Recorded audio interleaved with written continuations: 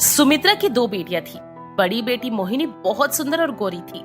वहीं छोटी बेटी सपना सांवरी और तीखे नैनक्श वाली लड़की थी। दोनों ही बहनों का रिश्ता एक ही घर के दो भाइयों के साथ तय हो गया था। घर में शादी की तैयारियां चल रही थी। रिश्तेदारों का आना जाना भी लगा हुआ था।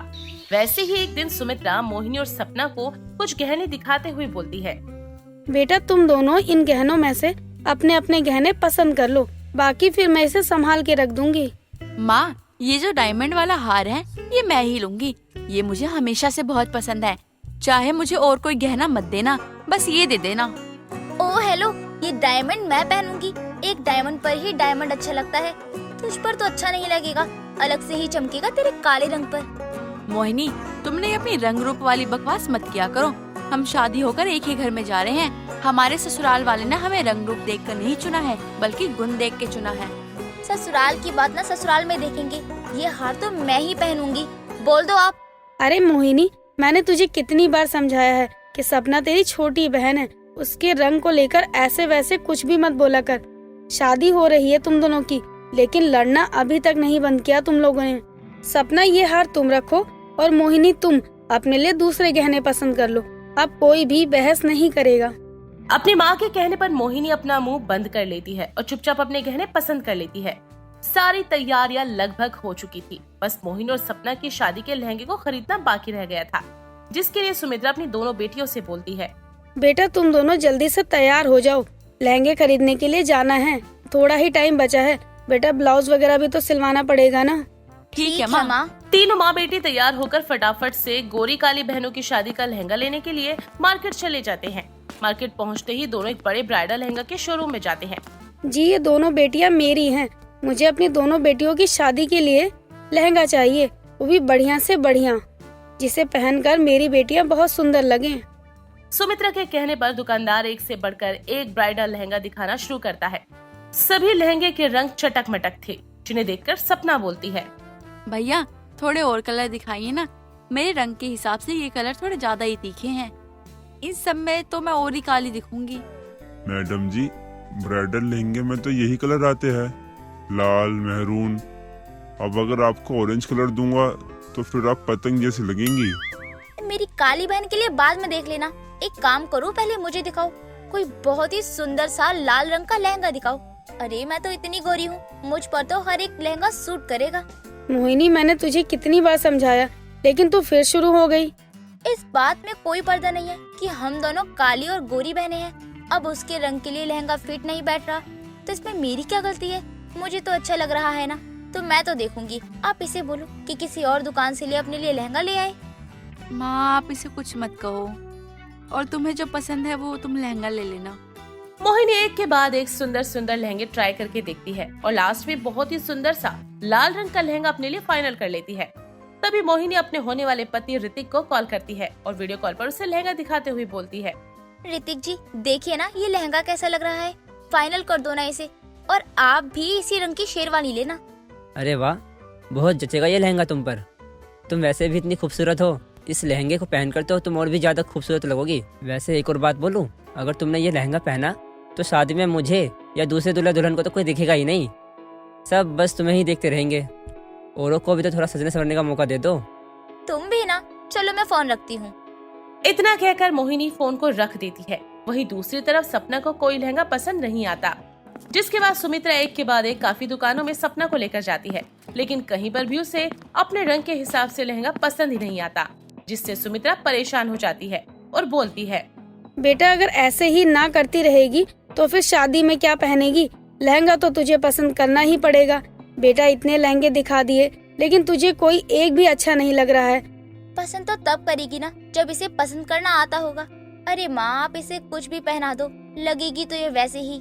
कोई सस्ता सा लहंगा दिलवा दो माँ। क्यों खामखा इतना महंगा ब्राइडल लहंगा दिला रही हो आप इसे? भगवान का शुक्र है किसकी शादी हो रही है, वरना इसकी जिंदगी में तो शादी का लहंगा पहनने का सुख ही नहीं था। अपनी बहन की ऐसी बातें सुनकर सपना को बहुत बुरा लगता है, पर वो बेचारी कुछ नहीं कहती। जिसके बाद तीनों माँ बेटी घर पर वापस आ जाते हैं। अपने कमरे में उदास बैठी सपना रो रही थी। तभी उसके फोन पर उसके होने वाले पति जतिन का वीडियो कॉल आता है। सपना वीडियो कॉल उठाती है। तभी जतिन बोलता है, अरे क्या हो गया मेरी होने वाली पत्नी को? इन प्यारी प्यारी आंखों में आंसू, अभी तो विदाई भी नहीं हुई और तुम रो रही हो, क्या हो गया? बताओ मुझे, क्यों रो रही हो तुम? सपना रोते रोते जतिन को सारी बातें बताती है, जिस पर जतिन उसे हौसला देते हुए कहता है, सपना, जो कुछ भी तुम्हारी बहन ने कहा है ना, उसके बारे में ज्यादा मत सोचो। जो बात दिलों को चुभती है ना, उन बातों को इग्नोर करना ही ज्यादा सही होता है। और मैं तुम्हें शादी का लहंगा दिलवा दूंगा, बहुत अच्छा वाला, और वो तुम्हें पसंद भी आएगा। वैसे मेरी पसंद तुम्हें पसंद है ना? हाँ पसंद है। तुम ना रोना बंद करो। अभी मैं जाके मम्मी से बात करता हूँ, उसके बाद ड्राइवर को भेजता हूँ, वो तुम्हें ले आएगा और हम दोनों साथ में जाके तुम्हारे लिए ड्रेस लेंगे, ठीक है? इतना कहकर जतिन कॉल को रख देता है, जिसके बाद वो सुमित्रा को फोन करता है और उनसे सपना को अपने साथ ले जाने की परमिशन ले लेता है। अगले दिन जतिन का ड्राइवर गाड़ी लेकर सपना को पिकअप करने के लिए आ जाता है और सपना और जतिन दोनों एक हैंडमेड ब्राइडल लहंगे वाले के पास जाते हैं, जहाँ जतिन की अच्छी खासी पहचान थी। जतिन को देखते ही वहाँ का मैनेजर बोलता है, वेलकम सर, आज आप हमारे शोरूम में आए हो। हमारे लिए ना आज ना बहुत लकी दिन है। How can I help you sir? Thank you so much sir. ये है सपना, मेरी होने वाली पत्नी। एक हफ्ते में हमारी शादी होने वाली है और इसके रंग के अकॉर्डिंग कोई लहंगा हो तो आप दिखा दीजिए। वैसे मैं चाहता हूँ ना, आप इसके लिए ना सबसे बेस्ट डिजाइनिंग वाला लहंगा दिखाओ, जिसको पहनने के बाद ये और भी ज्यादा सुंदर दिखे और हमारी शादी में हर कोई इसको ही देखे। क्या ये पॉसिबल है? सर हो जाएगा, बिल्कुल हो जाएगा। मैडम के अकॉर्डिंग हम उनको ना इतना अच्छा लहंगा देंगे ना कि सब लोग ना मैडम को ही देखेंगे, किसी की भी नजर ना मैडम से नहीं हटेगी और शादी का दिन ना आपकी लाइफ का ना सबसे लकी डे हो जाएगा। अरे बहुत तारीफ होगी और आपका मन करेगा ना कि बार बार शादी करूं और सेम लहंगा पहनूं।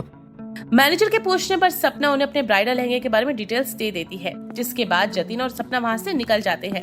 सपना को ड्रॉप करने के बाद जतिन भी घर चला जाता है। कुछ दिन बीतते हैं। हल्दी और मेहंदी की रस्म की तैयारियां शुरू हो जाती हैं। गाने बजाने और ढोलकी के साथ दोनों बहनों की हल्दी लगाई जाती है। रात को दोनों बहनों को मेहंदी लगाई जाती है। तभी सुमित्रा अपनी दोनों बेटियों को आशीर्वाद देते हुए बोलती है, बेटा आज इस मायके में तुम्हारी आखिरी रात है। कल से तुम अपने ससुराल वालों की हो जाओगी। हमेशा एक साथ खुश रहना। जो कुछ भी मनमुटाव है वो सब यहीं छोड़कर चली जाना।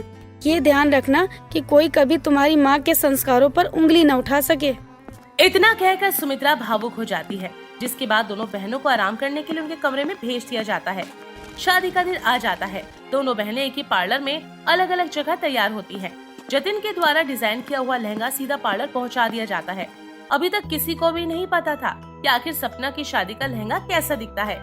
दोनों बहनों का ब्राइडल मेकअप पूरी तरीके से कंप्लीट हो चुका था, जिसके बाद दोनों को सामने लाया जाता है और सपना को देखकर मोहिनी की आंखें फटी की फटी रह जाती हैं, क्योंकि सपना का शादी का लहंगा बेहद ही सुंदर मल्टी कलर का था, जो कि सपना के सावरे रंग पर चांद की चांदनी से कम नहीं लग रहा था, जिसे देखकर मोहिनी बोलती है, सपना तू तो बहुत खूबसूरत लग रही है। आज तक मैंने तुझे इतना खूबसूरत लगते हुए कभी नहीं देखा। भले ही मेरे पास गोरा रंग है, लेकिन आज तो तू हर चीज में मुझे मात दे रही है। तेरा शादी का ये लहंगा तो बहुत ज्यादा ही प्यारा है। मुझे नजर न लगे, मैंने तेरे साथ हमेशा कितना गलत किया है, लेकिन आज मुझे एहसास हो रहा है कि तू कितनी खूबसूरत है। अरे मोहिनी, सारा रोना धोना यही कर दोगी क्या? चलो चलो, अभी तो उन लोगों को भी झटका देना है हमें। इतना कहकर दोनों एक दूसरे को गले लगाती हैं और दोनों शादी के मंडप में पहुंचती है, जहां सपना और उसके लहंगे की तारीफें हर किसी के मुंह से नहीं थक रही थी। तभी वरमाला की रस्म होती है और दोनों बहनें और दूल्हा दुल्हन एक दूसरे को वरमाला पहनाते हैं। आती हुई सपना जतिन से बोलती है, थैंक यू जतिन, मेरे इस दिन को इतना सुंदर बनाने के लिए। मुझे तो कभी लगा ही नहीं था कि मेरी शादी का लहंगा इतना ज्यादा अच्छा होगा। मैं इतनी प्यारी लगूंगी। प्यारे लोग प्यारे ही लगते हैं। देख लो नजर घुमाकर, किसी को कोई भी फर्क नहीं पड़ा तुम्हारे सावले होने से या उसके गोरे होने से। तारीफ तो तारीफ होती है ना, और तारीफ तुम्हारे कदमों में खुद जल के आई है आज। सिर्फ तुम्हारे रंग के कारण तुम खुद को कितना गलत समझ रही थी। देखो आज के समय में ना ये रंग वंग ना ये कोई नहीं देखता है। सब ना सीरियस देखते हैं, इंसान का बिहेवियर देखते हैं, अच्छाई देखते हैं। और तुम ये छोटे सी बात को लेकर कितना सोच रही थी।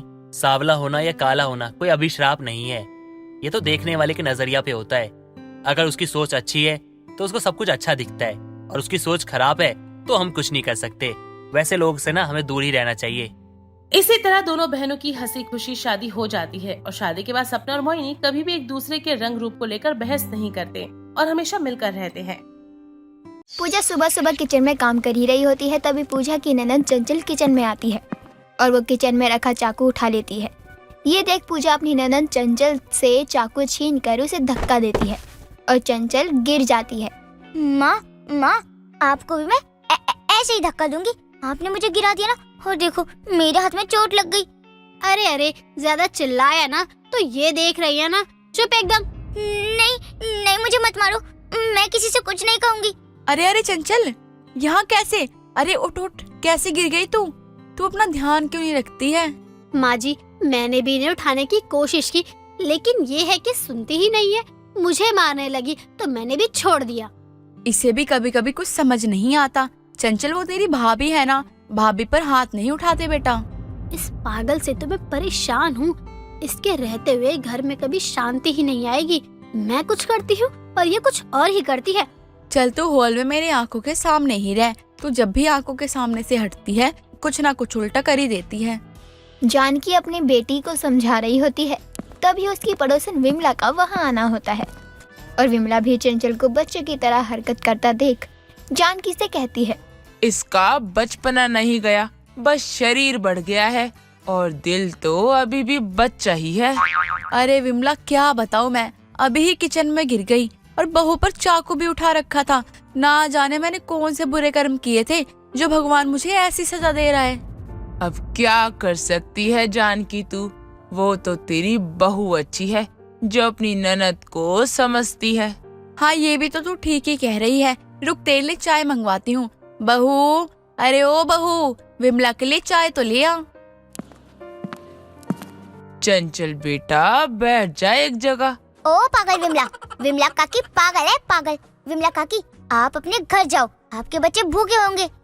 अरे अब तो मेरे बच्चे खाना खिलाने लायक नहीं बल्कि बनाने लायक हो चुके हैं। चंचल पूरे दिन घर में इधर से उधर करती रहती थी। पूजा तो चंचल को बिल्कुल भी पसंद नहीं करती थी। बस अपनी सास और पति के सामने अच्छा बनने के लिए पूजा चंचल को लाड करती थी। एक रोज देर शाम जानकी किसी काम से बाहर गई होती है, तभी विमला का जानकी के घर आना होता है। नहीं नहीं नहीं भाभी, मैंने कुछ नहीं किया। माँ मुझे जाने दो। ये क्या, जानकी की बहू चंचल पर हाथ उठा रही है। आज ही मैं इसका सच सबके सामने लाती हूँ, लेकिन मेरी बात पर जानकी यकीन नहीं करेगी। अरे विमला क्या बात है, सही समय पे आई है ना? और बता कैसे आना हुआ तेरा यहाँ? अरे बस तुझे ही ढूंढने आई थी। अब विमला और जानकी जब चंचल के कमरे में जाते हैं तो वो देखते हैं चंचल के बाल खुले और बिखरे हुए हैं। वो रो रही है और डरी भी हुई है। चंचल क्या हुआ तुझे? तू ऐसे कोने में क्यों बैठी है? विमला कमरे की लाइट जला, देख ना क्या हुआ है इसे। कहीं कुछ उल्टा सीधा खा तो नहीं लिया इसने? माँ भाभी, माँ भाभी। तेरी बहू ने चंचल को मारा है, मैंने खुद अपनी आंखों से देखा है। और ये भी जानती हूँ मैं कि तू मुझ पर विश्वास नहीं करेगी। माँ, भाभी ने मुझे बाल पकड़ के मारा जब मैं किचन में खाना लेने गई थी। तू अगर उसे अभी कुछ कहती है तो वो अभी भोली बनने का नाटक करेगी। विमला जानकी से ये बोल ही रही होती है, तभी पूजा अपनी सास के लिए पानी लेकर आती है और अपनी सास के सामने अच्छा बनने का नाटक करती है। माँ जी, आप कब आई? मैंने तो आपको देखा ही नहीं। ये पानी तो मैं नैना जी के लिए ही लाई थी। देखिए ना जाने इन्हें क्या हो गया, कितनी डरी हुई है। तू ये पानी यहाँ रख और जा, मैं पिला देती हूँ इसे पानी। चंचल बेटा पानी पी ले, तू ठीक तो है ना? चंचल पी ले बेटा पानी, आ तुझे खाना खिलाती हूँ अपने हाथों से। जानकी को जब ये पता चलता है कि उसकी बहू उसकी बेटी को अकेले में मारती पीटती है तो उसे बहुत दुख होता है और जानकी भी अपनी बेटी को उस दिन के बाद से कहीं छोड़कर नहीं जाती।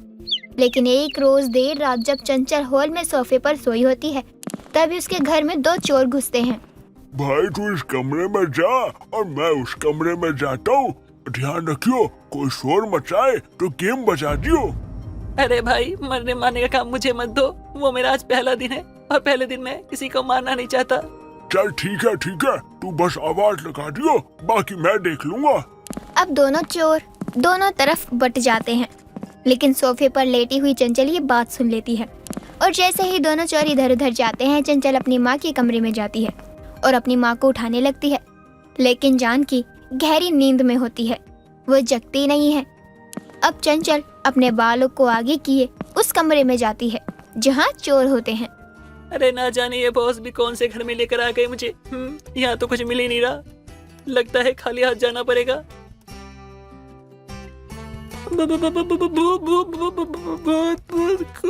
कोई बचाओ, भूत। अभी मुझे चीखने की आवाज सुनाई दी, कहीं ये बेवकूफ फंस तो नहीं गया। अब जैसे ही दूसरा चोर अपने दोस्त को देखने कमरे में पहुंचता है, वो देखता है सामने बाल खोले हुए कोई बैठी हुई है। ये देखकर वो डर भी वहीं जाता है और बेहोश हो जाता है। अब ये देख चंचल खूब खुश होती है और ताली बजा बजा कर शोर मचाने लगती है। मैंने दोनों अंकल को डरा दिया, मुझे देखकर वो दोनों अंकल बेहोश हो गए।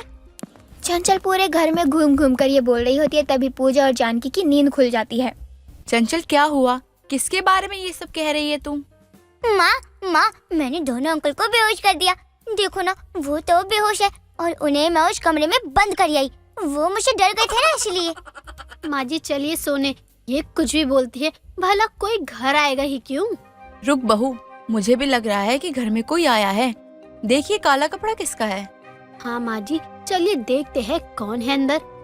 अब जब जानकी और पूजा दरवाजा खोलने जाने लगते हैं तो चंचल अपनी माँ का हाथ पकड़कर अपनी भाभी के कमरे में ले जाती है और वो लोग देखते हैं टेबल पर रखा चाकू जो चोर अपने साथ लाए थे। माँ जी ये तो चाकू है, इसका मतलब घर में चोर है। जल्दी से पुलिस को फोन कीजिए, चंचल सही कह रही है। ये तो चंचल ने जान पर खेलकर हमारी जान बचाई है। अब पूजा पुलिस को फोन करती है और जब पुलिस आती है तो उस कमरे को खोला जाता है तो देखते हैं दो लोग बेहोशी के हालत में पड़े हैं, जिन्हें होश में लाने के बाद पुलिस उन्हें ले जाती है और जानकी और पूजा चंचल की खूब तारीफ करते हैं। माँ, उन्हें पुलिस क्यों लेके गई है? आज मेरी पागल ननद ने ये साबित कर ही दिया कि वो पागल नहीं होशियार है। माँ जी मुझे माफ कर दीजिए, मैं इतने समय से अपनी ननद पर अत्याचार करती आई हूँ। मैं सब जानती हूँ। उस दिन विमला ने जो देखा वो मुझे बताया, लेकिन मैं भी सुनना तो तेरे मुँह से ही चाहती थी। माँ जी मैं इसके लिए शर्मिंदा हूँ, क्योंकि अगर आज ननद जी नहीं होती तो शायद चोर भी मुझे मार चुके होते। चंचल बेटा चल कर सो जा, बहुत रात हो चुकी है। नहीं माँ, मैं सोने वाली नहीं हूँ। अभी जाग कर और भी अंकल को डरा कर उन्हें कमरे में बंद कर दूंगी और फिर पुलिस आकर उन्हें भी ले जाएगी। चंचल बेशक दिमाग की सुस्त थी, लेकिन उसके इन्हीं नादानियों की वजह से जानकी के घर आए चोर पकड़े जाते हैं। निर्मला अपनी बहू पायल के साथ एक छोटे से गांव में रहती थी। एक दिन पायल खाना बना रही होती है कि तभी निर्मला खेत से ताजी सब्जियां लेकर आती है और पायल को देती है। ये ले बहू, मैं खेत से ताजी सब्जियां लाई हूँ, तू आज ये सब्जी बना दे। माँ जी अच्छा हुआ आप सब्जियां ले आई, मैंने अभी बस चावल और रोटी ही बनाई थी। मैंने यही सोचा था कि आज मैं खेत से ताजी सब्जियां ले आऊंगी और देखो आप ही ले आई। देख बहू, जो चीज तू बस सोचती है ना वो मैं कर भी लेती हूँ। हाँ ये तो मैं मान गई माँ जी। अच्छा आप इतनी धूप में खेत से आई हो, थक गई होंगी ना, आप आराम कर लीजिए हाथ मुंह धोकर, मैं सब्जी बना देती हूँ। अच्छा बहू सुन, कल शाम को शायद मेरी बहन आए घर पे, तो तू कुछ अच्छा सा बना लियो। बाहर से कुछ लाना हो तो वो बिल मंगवा लियो, मैं तो जा नहीं सकती अब। माँ जी आज मैं तंदूरी चिकन बना दूं सबके लिए, बहुत दिन हो गए हैं मैंने खाया ही नहीं है। ऊपर से तंदूरी चिकन से अच्छा कुछ हो सकता है क्या? आप बताओ क्या बोलती हो, बना दूं मैं तंदूरी चिकन? बहू तो मुझे देख रही है ना, मुझे साग सब्जी तो अच्छे से पचती नहीं, तो तू तंदूरी चिकन की बात कर रही है। अरे वैसे मेरी बहन को चिकन बहुत अच्छा लगता है, एक काम कर उसके लिए तो चिकन बना ले और मेरे लिए दाल रोटी, मैं वही खा लूंगी। ठीक है माँ जी, मैं वैसे भी इतने दिनों से तंदूरी चिकन खाने की ही सोच रही थी, आज खाऊंगी, मजा ही आ जाएगा। मैं पहले आपके लिए खाना बना देती हूँ, आपको भूख लग रही होगी। बहू तुझे तंदूरी चिकन बनानी है तो तू बना लियो, मैं मना नहीं कर रही, लेकिन घर में मत बनाइयो, बाहर बना लियो। घर में पूजा पाठ होता है और मांस मच्छी बनेगा तो घर अशुद्ध हो जाएगा। ठीक है माँ जी, बाहर जो चूल्हा है मैं वहीं बना लूंगी, घर भी अशुद्ध नहीं होगा और मैं भी अपना तंदूरी चिकन आराम से खा लूंगी। पायल को तंदूरी चिकन बहुत ज्यादा अच्छा लगता था, लेकिन जब से पायल की शादी हुई थी तब से पायल ने काफी दिनों से तंदूरी चिकन खाया ही नहीं था। जब उसकी सास पायल को तंदूरी चिकन बनाने की इजाजत दे देती है तो वो बहुत ज्यादा खुश हो जाती है और अगली शाम पायल बाजार से चिकन खरीद कर लेकर आती है। मुझसे तो रहा ही नहीं जा रहा, बस ऐसे मन हो रहा है कि जल्दी से चिकन बन जाए और मैं खा लूं। माँ जी की बहन ऐसे ही रोज आती रहे, कम से कम उनके बहाने ही सही, लेकिन मैं तंदूरी चिकन तो खा लूंगी। पायल बहुत खुश थी और घर आने के बाद तंदूरी चिकन बनाने लग जाती है। पायल की खुशी देखकर निर्मला उसके पास जाती है और बोलती है, क्या बात है बहू, तू आज कुछ अलग से खुश दिख रही है, कुछ बात है तो मुझे भी बता। माँ जी, मैं तो बस इसीलिए ही इतनी खुश हूँ क्योंकि मुझे आज तंदूरी चिकन खाने को मिलेगा। आप मानोगी नहीं माँ जी, लेकिन मैं जब मायके में रहती थी, मेरी शादी नहीं हुई थी, सब मुझे वहाँ तंदूरी चिकन वाली बुलाते थे। मुझे इतना ज्यादा पसंद है तंदूरी चिकन। चल बहू, अगर तू ये खाकर इतनी खुश है, मुझे भी अच्छा लग रहा है। कुछ देर बाद चिकन तंदूरी बन जाती है और निर्मला की बहन रेखा भी निर्मला के घर आ जाती है। काफी देर तक वो सब लोग बैठकर बातें कर रहे होते हैं कि पायल से सब्र नहीं हो रहा था, इसीलिए पायल जबरदस्ती खाने की करने लगती है। रेखा भी पायल के हाथ का बनाया चिकन तंदूरी खाती है तो उसे काफी ज्यादा अच्छा लगता है और वो अपनी बहू से बोलती है, अरे ये कितना अच्छा बना है। बहू तूने बनाया है क्या चिकन तंदूरी? जी माँ जी, मैंने बनाया है। बहुत स्वादिष्ट बना है, पेट भर गया लेकिन मन नहीं भरा। किस्मत हो तो निर्मला दीदी जैसी। बहू इतना अच्छा चिकन तंदूरी बनाती है कि रोज खाओ और मजे लो। कहाँ किस्मत अच्छी है मेरी, बहू इतना अच्छा चिकन तंदूरी बनाती होगी, लेकिन अब तो मेरी उम्र भी हो गई है, ये सब मुझे पछता ही नहीं है। फिर मैं यही कहूँगी कि बहुत ही बुरी किस्मत है दीदी आपकी। इतनी अच्छी बहू मिली आपको जो आपको इतना अच्छा खाना बनाकर खिलाती है, लेकिन आप हो कि आपको खाना हजम ही नहीं होता। चल चल, अब बार बार चिकन तंदूरी का नाम लेके मेरे मुंह में पानी मत ला। सब लोग बातें करने में लग जाते हैं और अब रेखा का अपने घर पर वापस जाने का समय हो जाता है। दीदी मेरी बेटी आपकी ही बेटी है ना, अब उसकी भी शादी हो रही है तो आपको जरूर आना पड़ेगा। मैं कोई भी बहाना नहीं सुनूंगी कि ये काम आ गया या वो काम आ गया। आपको आना है तो मतलब आना है। अरे ये भी कोई कहने वाली बात है क्या? मैं तो जरूर आऊंगी, मेरी बेटी की शादी हो रही है और मैं ही ना आऊँ, ऐसा तो हो ही नहीं सकता। भले ही मुझे अकेले आना पड़े, लेकिन मैं आऊंगी जरूर। रेखा वहाँ से चली जाती है। कई दिनों तक ऐसे ही अच्छे से चल रहा होता है सब कुछ। कुछ दिनों के बाद रेखा की बेटी की शादी के लिए निर्मला तैयारी कर रही होती है। बहू देख, शादी में किसी को तो जाना ही पड़ेगा और घर में ऐसे छोड़कर जा नहीं सकते, इसलिए मैं जा रही हूँ, तो इस घर का ध्यान रखियो और अपना भी। ठीक है माँ जी, मैं भी समझ रही हूँ, आपका वहाँ जाना भी जरूरी है। निर्मला अपने गांव से दूसरे गांव में शादी के लिए चली जाती है और अब पायल भी अकेले घर पर रहती थी। पायल अपने घर के बाहर झाड़ू लगा रही थी और तभी पायल को तो रंग बिरंगी मुर्गी दिखती है। अरे ये रंग बिरंगी मुर्गी विमला काकी के घर के बाहर क्या कर रही है? कहीं विमला काकी ने ही तो इन मुर्गियों को नहीं पाला? माँ जी घर पर नहीं है, ऐसा मौका मुझे दोबारा नहीं मिलेगा। पायल चुपचाप जाती है और कोई होता नहीं है, इसीलिए शांति से विमला की दोनों मुर्गियाँ चुरा लेती है और उनमें से एक मुर्गी का चिकन तंदूरी बनाने लग जाती है। चिकन की खुशबू से विमला पायल के घर जाती है। अरे पायल बहू, खुशबू तो बहुत अच्छी आ रही है, क्या बना रही है तू? बहुत ही अच्छे समय पर आई हो काकी आप। मैं चिकन तंदूरी बना रही हूँ, खाओगी आप? अब चिकन तंदूरी को भला कौन ही मना कर सकता है, क्यों नहीं खाऊंगी मैं। विमला और पायल दोनों ही बड़े मजे से चिकन तंदूरी खाते हैं। खाने के बाद विमला जाते जाते बोलती है, अरे बहू, तूने मेरी 2 मुर्गियाँ देखी? मुझे मिल नहीं रही, मैंने 2 मुर्गी पाली थी। नहीं काकी, मैं कहाँ देखूंगी, माँ जी अपनी बहन की शादी में गई हैं, तब से मुझे बाहर कहीं जाने का समय ही नहीं मिलता। वो तो आज थोड़ा समय मिला तो बस इसीलिए मैं बाजार से चिकन ले आई। पायल बड़ी सफाई से झूठ बोल देती है और बात वहीं खत्म कर देती है। अगले ही दिन पायल दूसरी मुर्गी का चिकन तंदूरी बनाती है और फिर विमला वहाँ आ जाती है। दोनों खाते हैं। कुछ दिनों बाद निर्मला शादी से आ जाती है और फिर पायल को तंदूरी चिकन खाने को नहीं मिल रहा था। कुछ दिनों बाद पायल को विमला के घर के बाहर 2 मुर्गियाँ दिखती हैं। ये क्या, 2 मुर्गियाँ? मैंने इतने दिनों से तंदूरी चिकन नहीं खाया, लगता है आज मेरा दिन है तंदूरी चिकन खाने का। अब तक तो पता नहीं चला विमला काकी को, अब क्या ही पता चल जाएगा। ले लेती हूँ इनकी मुर्गियाँ, माँ जी को भी नहीं बताऊंगी और बोल दूंगी कि बाजार से खरीद कर लाई हूँ। एक मुर्गी पीछे कोठरी में रख दूंगी। पायल अब फिर से दोनों मुर्गियों को चुरा लेती है, लेकिन रात में विमला अब उनके घर आती है और बोलती है, अरे निर्मला, पायल बहू, मेरी दोनों मुर्गियाँ तुम्हारे घर के बाहर ही घूम रही थी, तब से कहीं नहीं मिल रही, देखा है क्या किसी ने? अरे विमला, तो यहाँ कहाँ आ रही है? यहाँ तेरी मुर्गी कैसे आ सकती है? तुझे अपनी मुर्गी का ध्यान रखना चाहिए, कोई चुरा ले गया होगा। पता नहीं कौन कलमुहा है जो मेरी बार बार मुर्गी चुरा लेता है। एक बार हाथ लग जाए, ऐसा सबक सिखाऊंगी कि मुर्गी तो क्या, मुर्गी के पंख भी नहीं चुरा पाएगा। विमला वहाँ से जाने लगती है कि तभी कोठरी से मुर्गी के पकपकाने की आवाज आती है और आवाज के पीछे पीछे विमला और निर्मला दोनों वहाँ जाते हैं। वहाँ मुर्गियों को देखकर तुरंत पायल को बुलाते हैं। पायल बहू, ये मुर्गी कहाँ से आई? आई कहाँ से होगी, चुराई है मेरी मुर्गी, ये मेरी मुर्गी है। काकी, आप क्यों झूठ बोल रही हो?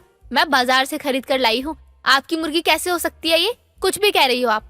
बहू, मुझसे तेजी नहीं, बार बार मुर्गी चोरी हो रही थी, इसलिए इस बार मैंने अपनी मुर्गी में रंग कर दिया और ये वही रंग है।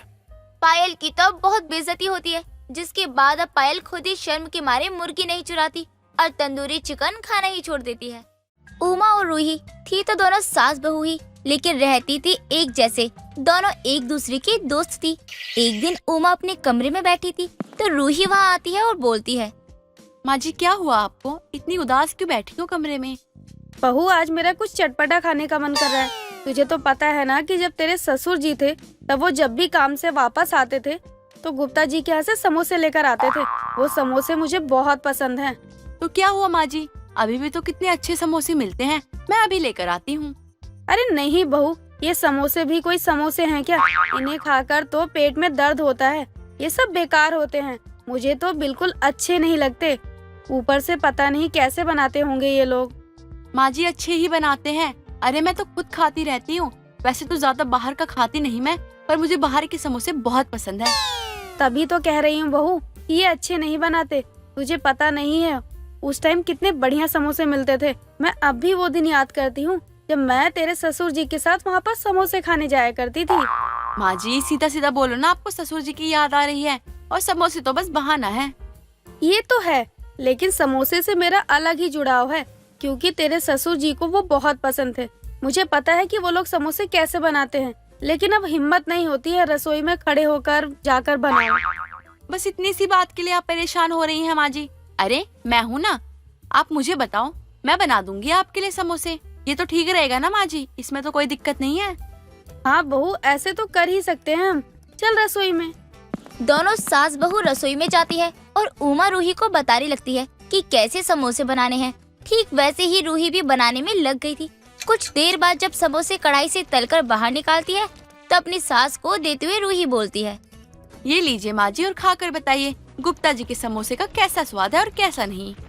अरे वाह बहू, बिल्कुल वैसा ही लग रहा है जैसा तेरे ससुर जी लाया करते थे समोसे। तभी तो हम इसे स्पेशल समोसे कहते हैं। बहू तू भी खा ले एक बार, ऐसे समोसे बार बार मिलते ही कहाँ हैं। माँ जी मैं तो बना रही थी, तभी पता चल गया था कि अब ऐसे समोसे कहीं मिलते नहीं हैं। हाँ लेकिन एक बार तू खा तो सही, तब तू भूल जाएगी अभी वाले समोसे। अरे हाँ माँ जी, ये तो सच में बहुत ज्यादा अच्छे लग रहे हैं। मैंने इतनी जगह के समोसे खाए हैं, यहाँ तक कि अलग अलग शहरों के समोसे खाए हैं, लेकिन ऐसा स्वाद कहीं नहीं मिला। तभी तो मैं कह रही थी बहू कि जो बात उन वाले समोसों में थी वो बात अभी वाले समोसों में नहीं है। चल एक काम कर, चटनी ले ले, हम दोनों बाहर सोफे पे बैठकर आराम से खाएंगे।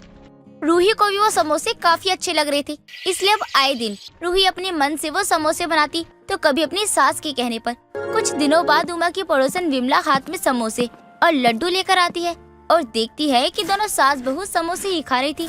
ये देखकर विमला कहती है, अरे ये क्या, मैं तो तेरे घर अभी आई हूँ उमा। मेरे आने से पहले तुझे ये समोसे कौन देकर गया? अरे किसी ने दिए नहीं है, ये समोसे तो मेरी बहू ने बनाए हैं। लेकिन तू हमारे घर क्यों आई है? वो तो मेरे बेटे की बहुत अच्छी नौकरी लग गई है ना, तो मैंने पूरे मोहल्ले में मिठाई और समोसे बंटवाए हैं, इसलिए मैं अब तेरे घर भी लेकर आई थी। ये ले रख ले, घर के बने समोसे वैसे भी कुछ खास नहीं लगते। आंटी जी आपका ये वहम है, ये समोसे जितने खास और बढ़िया है ना, उसके आगे तो ये कुछ भी नहीं है। आप ही खाकर देखो फिर बोलना। चलो ठीक है, अब तुम दोनों इतना बोल ही रहे हो तो मैं भी खा लेती हूँ। विमला जैसे ही वो समोसे खाती है तो विमला को भी सास बहू के स्पेशल समोसे बहुत अच्छे लगते हैं और वो एक साथ बिना रुके 2-3 खा जाती है। ये देखकर उमा कहती है, अरे अरे रुक जा विमला, तुझे तो पसंद नहीं है ना घर के समोसे, फिर तू कैसे गपागप खाए जा रही है? वो इतने भी बुरे नहीं हैं, मुझे अच्छे लग रहे हैं तो मैंने खा लिए। अब क्या तू मुझे अपने घर के समोसे भी खाने नहीं देगी? तेरा दिल इतना छोटा है, मुझे पता नहीं था। आंटी जी अब तो सच बोल दो, अगर अच्छे समोसे तो तारीफ ही कर दो थोड़ी सी। हाँ बहू, मान गई, समोसे तो बहुत अच्छे हैं। अच्छा बहू, अगर बचे हो ना तो जरा मेरे घर के लिए भी दे दे, मैं अपने घर पे भी ना सबको खिलाऊंगी। आंटी जी आप खा लो आराम से, मैं घर के लिए भी पैक कर दूंगी। विमला को समोसे काफी अच्छे लगते हैं और वो फिर अपने घर भी लेकर जाती है। विमला पूरे मोहल्ले में सास बहू के स्पेशल समोसों की बात फैला देती है, जिसे हर कोई तो उमा के घर आता वो सास बहू के स्पेशल समोसे जरूर खाता था। सब कुछ बहुत अच्छा चल रहा होता है, लेकिन कुछ दिनों बाद उमा का बेटा अमन घर आता है तो वो बहुत परेशान था। अमन को परेशान देखकर उमा और रूही दोनों उसके पास जाते हैं तो उमा अमन से कहती है, क्या हुआ अमन बेटा, तू किस बात के लिए परेशान है? माँ मैं बहुत परेशान हूँ। मैं जिस कंपनी में काम करता हूँ वहाँ बहुत नुकसान हो रहा है। कंपनी से नए पुराने कई बंदों को निकाल दिया गया है। बाहर मार्केट में जॉब ही नहीं है। क्या होगा माँ, मुझे कुछ समझ में नहीं आ रहा, कैसे काम चलेगा।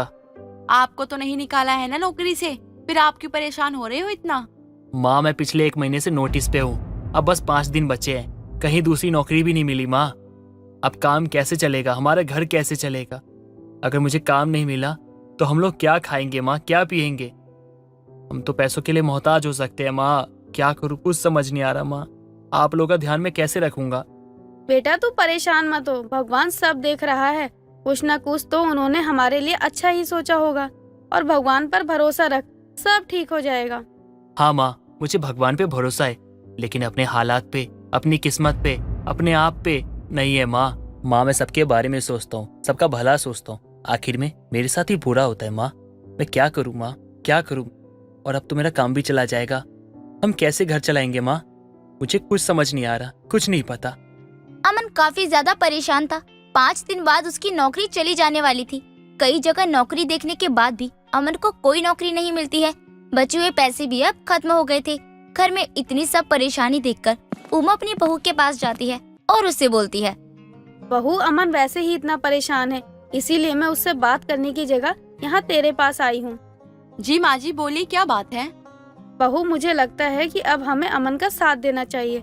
जब हम घर में इतने अच्छे समोसे बना लेते हैं और इतने लोग उसको खाते हैं और तारीफ करते हैं, तो जब हम बाहर दुकान खोलेंगे तो लोग कितनी तारीफ करेंगे।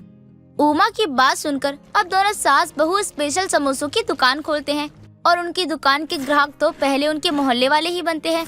हर कोई आता है और उनसे समोसे लेता है। कम दिनों में उनकी दुकान अच्छी पकड़ बना लेती है। ये सब देखकर दोनों सास बहू बहुत खुश होते हैं और अमन से कहते हैं, बेटा अब तुझे घर के लिए इतना परेशान होने की जरूरत नहीं है।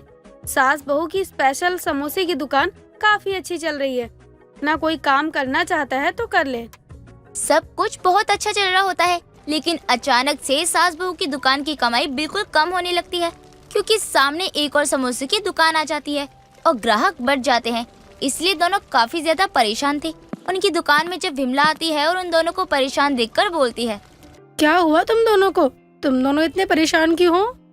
विमला देखना, सामने एक और समोसे की दुकान, और अब हमारे ग्राहक बढ़ गए हैं। ग्राहक इसलिए बढ़े हैं क्योंकि वो अलग अलग समोसे बेचते हैं। तुम्हारे यहाँ एक स्पेशल समोसा मिलता है, लेकिन वहाँ अलग अलग समोसा मिलता है तो उन्हें वो अच्छे लगते हैं। माँ जी अगर हम हर तरह के समोसे बनाए तो, क्योंकि हमारे स्पेशल समोसे की रेसिपी कोई चोरी नहीं कर पाएगा, लेकिन हम अपनी दुकान को बड़ा बना सकते हैं। हाँ ये सही रहेगा। सास बहू की स्पेशल समोसों की दुकान अब और ऊंचाई पर आ जाती है। सरनपुर गांव में शंकर अपनी पत्नी मनोरमा और माँ कुंती के साथ रहा करता था। शंकर बहुत ही गरीब था। वो गांव के ही सरपंच के खेतों में काम करके अपना परिवार चला रहा था। एक रोज शंकर देर शाम घर आता है। अरे शंकर, क्या हुआ? बड़ा जल्दी आ गया घर, सब ठीक तो है ना? हाँ बस थोड़ी तबीयत खराब है और कुछ नहीं। बहू शंकर आया है, उसे चाय पानी दे। अब रज्जू शंकर के लिए पानी लेकर आती है तो वो देखती है कि शंकर का बदन बुखार से तड़प रहा था। अरे आपको तो तेज बुखार है, रुकिए मैं आपके लिए दवा लेकर आती हूँ। पता नहीं, सुबह से ही मुझे काम करने का मन नहीं कर रहा था, लेकिन फिर भी मैं काम करने गया तो मुझे थकावट महसूस हुई और शाम होते होते मुझसे काम नहीं हो पाया। मैं सरपंच जी से कहकर आया हूँ। भगवान भी ना जाने कैसे कैसे दिन दिखा रहे हैं हमें। मुझे कुछ समझ नहीं आ रहा, कि क्या करूं मैं, लेकिन मैं अपने परिवार को भूखा भी तो नहीं रख सकता हूँ। भगवान भी ना जाने कब तक हमें और दुख में रखेगा। मुझे मेरे बच्चों का ये दुख नहीं देखा जा रहा है। शंकर ने कभी गरीबी देखी नहीं थी और इतनी गरीबी की उसे आदत नहीं थी। ऊपर से ठंड की मार ने उसे और ज्यादा परेशान करके रखा था। अब रज्जो राशन के पैसों से शंकर के लिए दवा लेकर आती है। बहू ले आई दवा, शंकर दवा खा ले, ठीक हो जाएगा। खाने में क्या बना रही हो? जो भी बना रही हो गर्मा गर्म बना देना। हाँ बहू, ठंड से ही शंकर की तबीयत खराब हुई है। एक तो ढंग का कपड़ा भी नहीं है उसके पास। माँ जी, आज तो राशन आ ही नहीं पाएगा। वो क्या है ना कि दवा लेने में मेरे सारे पैसे खर्च हो गए, तो राशन के लिए कुछ बचा ही नहीं। अरे तो अब शाम में क्या भूखे रहेंगे?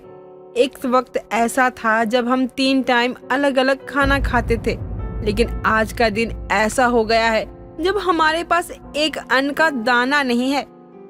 अरे मेरी दवा तो इतनी जरूरी भी नहीं थी। तुम्हें दवा में पैसे खर्च करने की क्या जरूरत थी? आप चिंता मत कीजिए, मैं विमला काकी से थोड़े उधार चावल ले आती हूँ और थोड़ा सा आटा। कल जब राशन लाऊंगी तो उन्हें लौटा दूंगी। इतना कहकर रज्जो अपनी पड़ोसन विमला के घर पहुँचती है और रज्जो कहती है, विमला काकी, मुझे शाम के समय तो नहीं आना था आपके घर, लेकिन मजबूरी ही ऐसी है, क्या करूँ। वो क्या है ना, उनकी तबीयत ठीक नहीं थी, तो दवा में सारे पैसे खर्च हो गए और राशन के लिए पैसे ही नहीं बचे। अरे रे, ये तो बहुत दुख की बात है बहू। कहाँ तुम लोग अमीरी से आए हुए गरीबी में जी रहे हो। सुनकर बुरा तो लग रहा है, लेकिन सच कहूँ तो आज तो मेरे पास घर में आटा चावल सब खत्म है।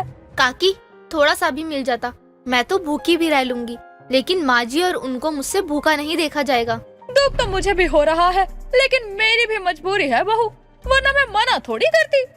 अरे बड़ी आई, ये दो वो दो। अरे हम भी तो गरीब हैं, कहाँ जाते हैं किसी के घर मांगने। अरे हम भी तो अपना पेट पालते हैं। अब क्या करूँ, कुछ समझ ही नहीं आ रहा। मैं तो भूखी भी रह लूंगी, लेकिन माँ जी और उनके लिए क्या बनाऊं? लाला जी की दुकान से उधार ले आती हूँ। अब रज्जो अपने गांव के लाला की दुकान पर जाकर उधार राशन लेकर आती है और शाम के लिए खाना बनाती है। अब अगले दिन सुबह सुबह शंकर खेतों में जाने के लिए निकलने लगता है। तभी कुंती अपने बेटे शंकर को कहती है, तेरी तबीयत ठीक नहीं है, तू कहाँ जा रहा है? माँ, अगर आज भी काम पर नहीं गया तो सरपंच साहब कल वाले पैसे भी नहीं देंगे। लेकिन तेरी तबीयत भी तो ठीक नहीं है ना बेटा। मैं भी कितनी लाचार माँ हूँ, अपने बच्चे को ऐसे देखकर खुद को असहाय महसूस कर रही हूँ। माँ, आप इसकी चिंता मत करो, भले ही हमको इसकी आदत नहीं है, लेकिन वक्त सब ठीक कर देगा। आप घर में रहिए, बाहर धूप भी नहीं है और खेतों में हवा चल रही है। आप ठीक भी नहीं हैं और ना ही ठंड झेल पाएंगे अभी आप। अरे रज्जो, तुम माँ का ध्यान रखो। वैसे भी काम करने से शरीर में थोड़ी बहुत गर्मी आ जाती है। इतना बोलकर शंकर कपकपाती ठंड में काम करने के लिए निकल जाता है।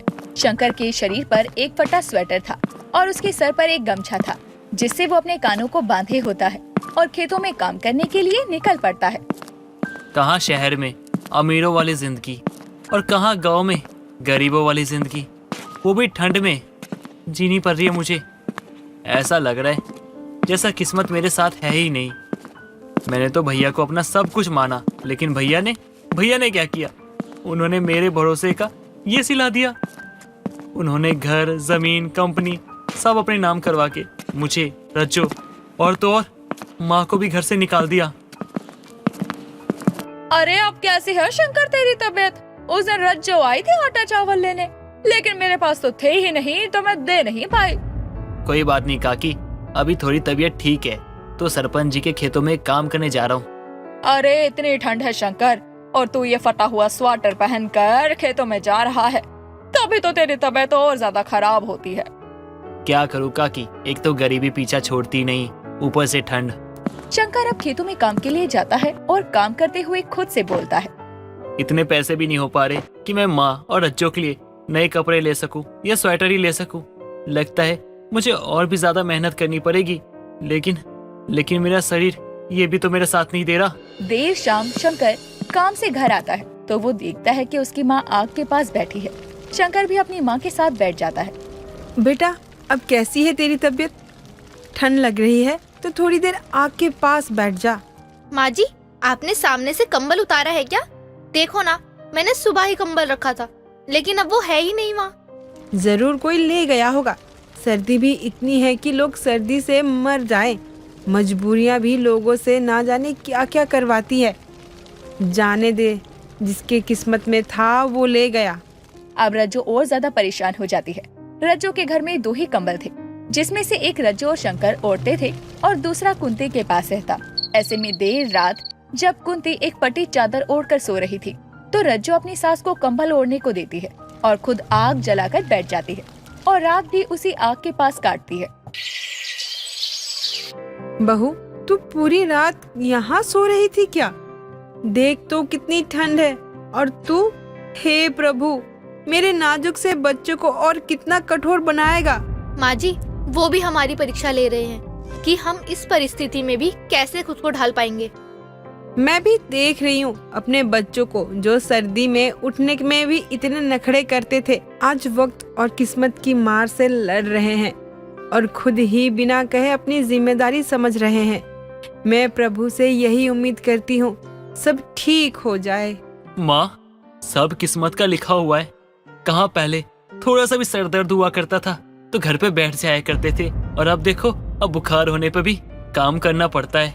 कहाँ पहले हर समय अपनी पसंद की जैकेट स्वेटर पहना करते थे, और आज देखो, फटे पुराने कपड़े भी नसीब नहीं होते हमें। पहले खाने के लिए हम कितने नखरे किया करते थे, ये नहीं खाऊंगा वो नहीं खाऊंगा, और अब देखो ना, अब तो आधा पेट खाना भी नसीब नहीं होता हमें। कई दिन तो भूखे रहते और कई दिन पानी पी के सो जाते हैं, और इस ठंड में तो माँ पानी भी नहीं पी पाते हम, क्योंकि पानी भी ठंडा होता है और हम तो गरीब है ना। शंकर को अपने परिवार को दुख में देखकर बहुत दुख होता है, लेकिन वो कुछ कर नहीं पा रहा था। बीमार रहने पर भी वो अपनों के लिए मेहनत कर रहा था। जो काम उसे आता तक नहीं था, वो काम भी बहुत लगन और मेहनत से कर रहा था। हालांकि परिस्थिति को देखकर रज्जो भी सरपंच जी के खेतों में काम करने लगती है और शंकर शहर में अपने लिए काम ढूंढता है और उसे जल्दी ही काम मिल जाता है, क्योंकि शंकर अच्छा खासा पढ़ा लिखा था। दोस्तों, अगर आपको ये कहानी पसंद आई तो इसे लाइक करें, शेयर करें और कमेंट करके बताएं कि कहानी में आपको सबसे अच्छा क्या लगा।